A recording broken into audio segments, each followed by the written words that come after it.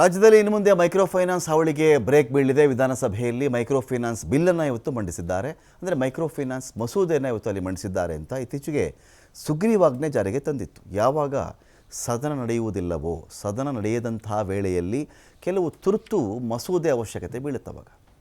ಆದರೆ ಅದನ್ನು ಮಂಡಿಸೋಕ್ಕಾಗಲ್ವಲ್ಲ, ತುರ್ತು ಒಂದು ಕಾನೂನು ಆಗಬೇಕಪ್ಪ, ಅದನ್ನು ಮಂಡಿಸೋಕ್ಕಂತೂ ಆಗಲ್ಲ, ಸದನ ನಡೀತಾ ಇರಲ್ವಲ್ಲ. ಅಂಥ ಟೈಮಲ್ಲಿ ಏನು ಮಾಡ್ತಾರೆ, ಸುಗ್ರೀವಾಜ್ಞೆಯಿಂದ ಜಾರಿ ಮಾಡ್ತಾರೆ. ಈ ಸುಗ್ರೀವಾಜ್ಞೆ ಅದರ ಒಂದು ವ್ಯಾಲಿಡಿಟಿ ಅಂತ ಬಂದಾಗ 6 ತಿಂಗಳು ಇದಕ್ಕೆ ಒಂದು ಟೈಮ್ ಇರುತ್ತೆ. ಆಮೇಲೆ ಸದನ ನಡೆದಾಗ ಅದರ ಒಂದು ಮಸೂದೆಯನ್ನು ಮಂಡಿಸಿ ಅದನ್ನು ಕಾನೂನಾಗಿ ಮಾರ್ಪಡಿಸ್ತಾರೆ, ಆ್ಯಕ್ಟ್ ಆಗಿ ಬಿಲ್ ಮಂಡಿಸ್ತಾರೆ. ಅದನ್ನು ರಾಜ್ಯಪಾಲರ ಅಂಕಿತ ಹಾಕಿದ ಮೇಲೆ ಅದು ಆ್ಯಕ್ಟ್ ಆಗುತ್ತೆ. ಇತ್ತೀಚೆಗೆ ಮೈಕ್ರೋ ಫೈನಾನ್ಸ್ನ ಕಿರುಕುಳ ತೊಂದರೆ ವಿಚಾರಕ್ಕೆ ಸಂಬಂಧಪಟ್ಟಂತೆ ರಾಜ್ಯಾದ್ಯಂತ ಜನ ಅಲವತ್ತುಕೊಳ್ತಾ ಇದ್ದರು, ಬಡವರು ಒದ್ದಾಡ್ತಾ ಇದ್ದರು, ಆತ್ಮಹತ್ಯೆಗಳಾಗ್ತಾ ಇತ್ತು. ಈ ವಿಚಾರಕ್ಕೆ ಸರ್ಕಾರ ಸುಗ್ರೀವಾಜ್ಞೆ ತಂದಿತ್ತು.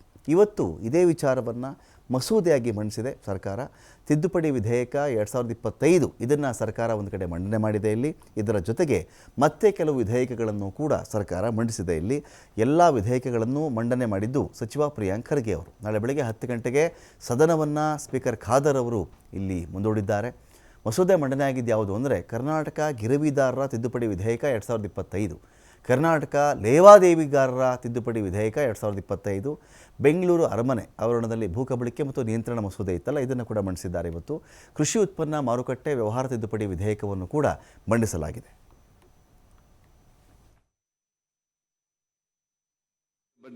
ಮಾನ್ಯ ಸಹಕಾರ ಸಚಿವರ 2025ನೇ ಸಾಲಿನ ಕರ್ನಾಟಕ ಮಿತಿ ಮೀರಿದ ಬಡ್ಡಿ ವಿಧಿಸುವಿಕೆಯ ನಿಷೇಧ ತಿದ್ದುಪಡಿ ವಿಧೇಯಕವನ್ನು ಮಂಡಿಸಲು ಅನುಮತಿ ಕೋರುತ್ತಿದ್ದೇನೆ. ಪ್ರಸ್ತಾವನೆ ಮಂಡಿಸಲಾಯಿತು. ಈಗ ಪ್ರಸ್ತಾವನೆ ಸಭೆ ಮತಕ್ಕೆ ಹಾಕುತ್ತೇನೆ. ಪ್ರಸ್ತಾವನೆ ಹೀಗಿದೆ: 2025 ಸಾಲಿನ ಕರ್ನಾಟಕ ಮಿತಿ ಮೀರಿದ ಬಡ್ಡಿ ವಿಧಿಸುವಿಕೆಯ ನಿಷೇಧ ತಿದ್ದುಪಡಿ ವಿಧೇಯಕವನ್ನು ಮಂಡಿಸಲು ಸಭೆಯು ಅನುಮತಿ ನೀಡಬೇಕು.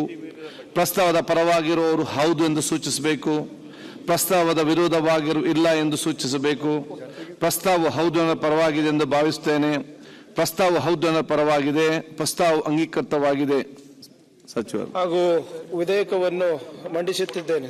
ವಿಧೇಯಕವನ್ನು ಮಂಡಿಸಲಾಗಿದೆ.